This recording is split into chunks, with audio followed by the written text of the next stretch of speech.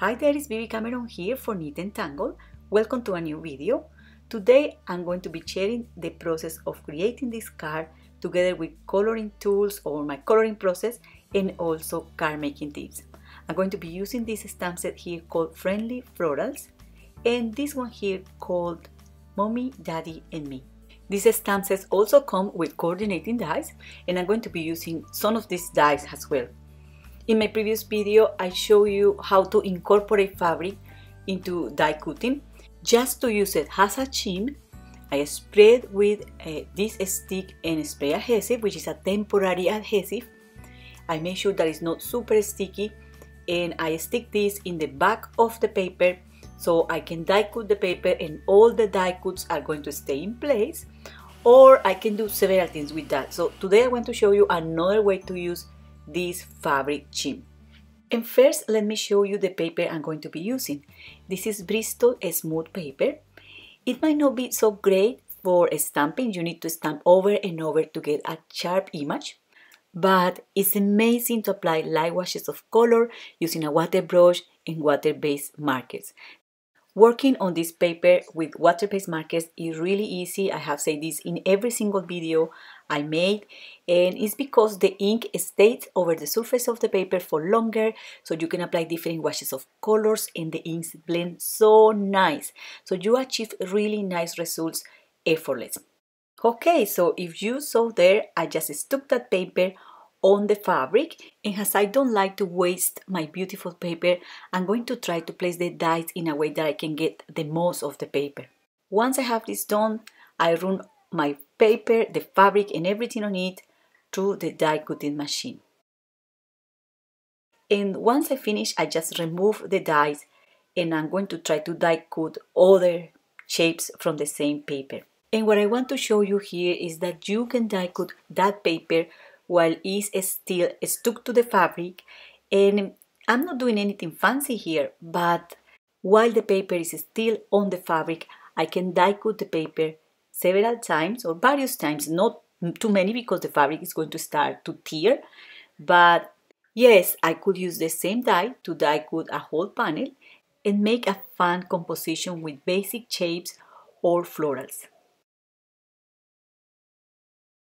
Okay, so I placed the fabric shim with the die cut paper on top, and now I'm going to place the stamps over the die cuts. I really find this way easier and quicker for me because when I stamp the paper and then I use the dies, despite I use a low tack tape over the dies just to hold them in place, they move a little bit and I ended up die cutting the lines of the images and I have to repeat the stamping, etc, etc. So I found this way very convenient for me, and that's what I'm sharing with you in this video.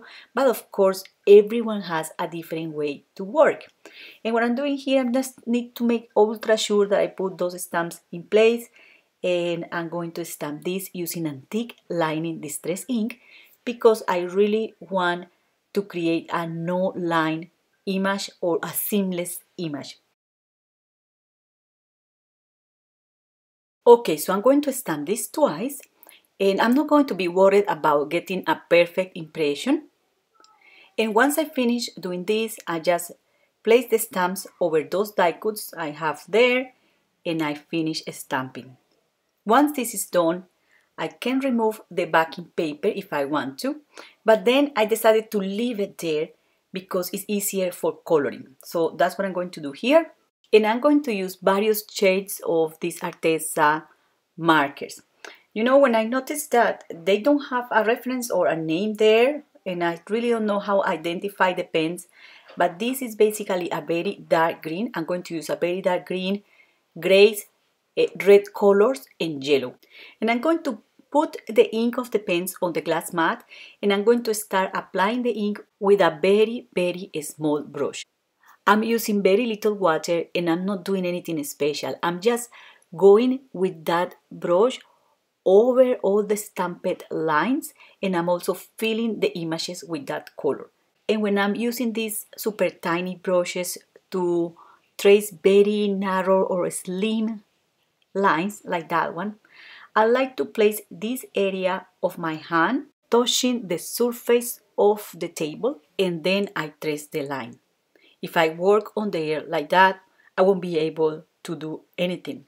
So that's one tip. And another thing I do is trying to place the paper just in front of my hand. I move the paper around to make it possible. So those are little tips also, and you will find your way to create things in easier and quicker ways as well.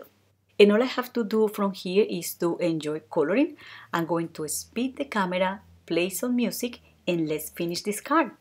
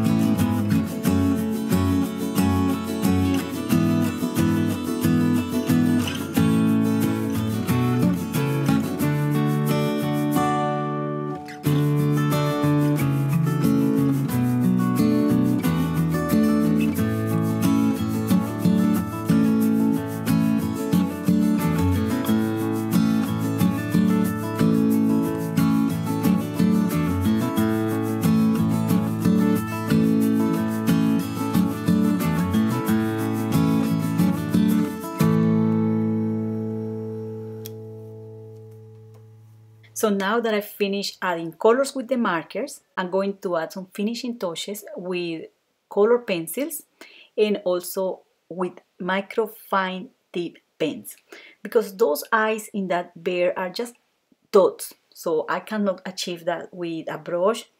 And I'm going to help myself with other tools to add a little bit of definition to these images.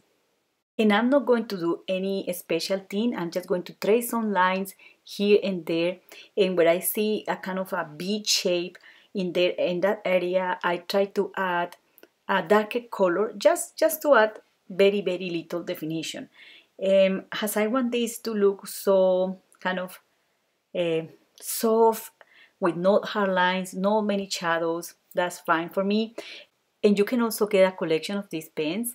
They have a microfine tip and they come from 0.1, so it's a very tiny tip, to 0.8. So this will allow you to add details, to go over the lines of a stamped image. They are an essential in my craft room. Faber-Castell has some similar ones, or any other will do the job. I love any of these microfine tip pens, and they are also lovely in different colors. The ones I use the most is dark blue or navy blue, white and black. This is the white and it's a half to half in my craft room. I cannot live without this marker. It's good to add little accents to your stamped image. And you can also splatter this on a background and it's going to create a nice white stain, or the coloration, the paper is just lovely. You can also fix the edges of a watercolor image by applying this pen all over the edge. It's going to cover any paint underneath.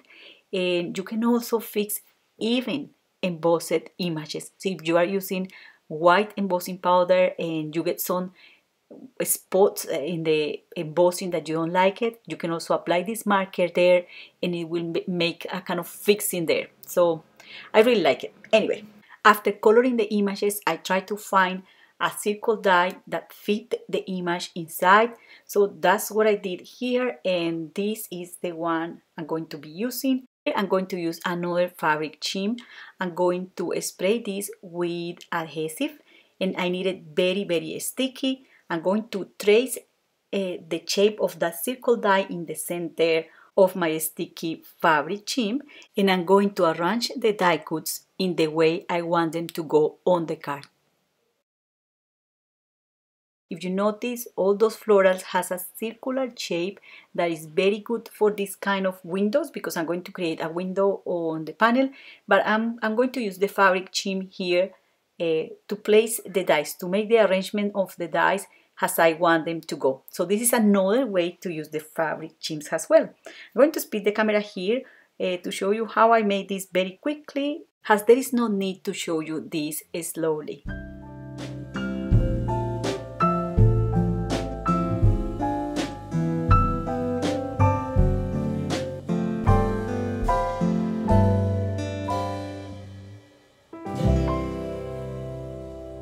Once I'm happy with the arrangement, I bring another fabric shim. This is completely damaged, so I'm going to use another one. And I already sprayed this one with adhesive. This is very sticky, and I'm going to place it like so over those die cuts. Then, when I'm sure that those die cuts are stick to that fabric, I'm just going to remove the backing fabric like so. And I die cut a piece of paper with a slightly smaller die, just to make sure that this flower arrangement is going to fit perfectly on that window. I add glue at the back of those die cuts. I wait for it to dry, and then I remove the fabric shim. I previously die cut this piece of craft foam, and I'm going to stick this in the back of the panel just to give dimension. I'm going to peel the backing of this adhesive foam, which is ultra mega sticky, and I'm going to paste my bead there, and then carefully I'm going to place it on my card base. I have to be very careful, because if I go shrink, I go shrink, and I always go very shrink. So I'm going to try to do it straight. Once you glue this on your paper, it's not possible to remove that from the paper. That adhesive foam is crazy sticky. I really like this double-sided adhesive foam. It provides a beautiful finishing to your cards. It looks very luxurious, and it's quite pricey as well. But it really, well, it's not that pricey, honestly. It's like £4 for 5 sheets. So from one sheet you can get 2 cards. So it's not that pricey in general terms. But if you want to save some money, you can buy also crafty foam. I always use craft foam, average children craft foam, but I run out of the foam. I really need to buy like 100 sheets of that, because I use it for everything. So I decided that I don't want a white window in the background. I want something with color, so I just use my distress inks to add color to a circle shape. And somehow I have to find a way to put this inside that window. This is the kind of things I just think after. It was too late in the morning when I was doing this, and I didn't want to think too much. At that point, I really want to see my pretty card finish, and I want to be satisfied with it to be able to share it with you. So I decided to add more darker colors here, and then I added the glue and I stick this panel there. I also stamped a banner. I wanted a more linear banner or something more elongated, but this sentiment is so beautiful and the image is so perfect to go with this sentiment that I ended up making the card this way. And if you know me a little bit for my videos, you know that I like to share the struggle when I'm making a card, if I can call that a struggle. I change my mind several times. I add little touches here, sequins, nubo drops, little white dots and black dots. And when I saw this card, I said, this is missing something at this stage, almost 2 o'clock in the morning. So I brought the stamp set again and I stamped a couple of butterflies and I added the butterflies to this card. And choosing the colors of those butterflies was another deal because I colored them in yellow, how you see there at the side of my card, and I really didn't like them. So I stamped them again and I colored them in blue and gray, and that was better. So finally, yeah, I finished my card and this is the card for today. So I hope you like this video. I hope you like the card, and thumbs up if you like it. Do not forget to subscribe to this channel or leave a comment to let me know what would you like me to do in next videos. Your opinions are very, very important. We all work to bring ideas and inspiration only for you. Thank you very much for watching and happy crafting. Bye!